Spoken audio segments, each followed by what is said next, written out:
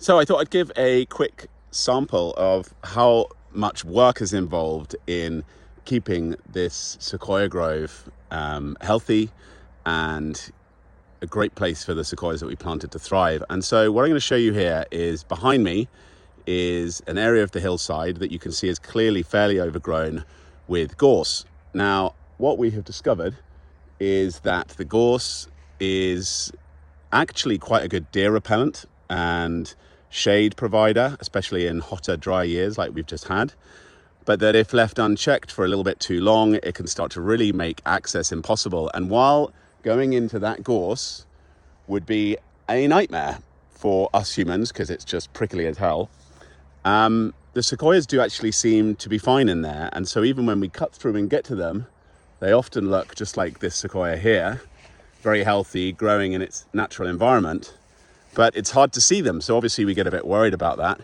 And so we want to cut in and we want to go and find them and make sure that they're in good state, especially when they get bigger and they're growing above the level of the gorse, then they tend to be absolutely fine.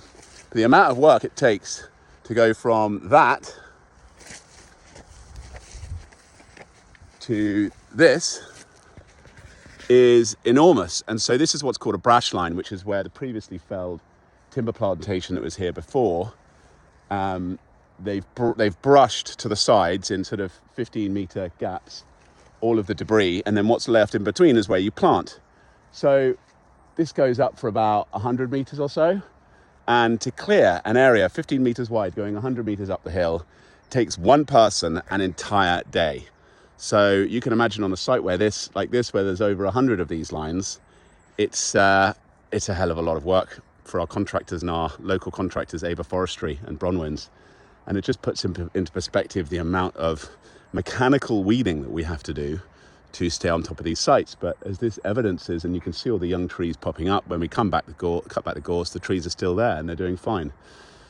So it's really just a question of access and making sure that people can get to their trees, which is very hard to do on a consistent manner. So what we do is we rotate one area to the next. We can't always guarantee that trees are completely accessible all the time. We just work our way through the sites. And one year it may be that it's just been cleared. The next 3 years later, it may be inaccessible, but on the fourth year, we'll cut it back again. And that's kind of the rotation we have to operate.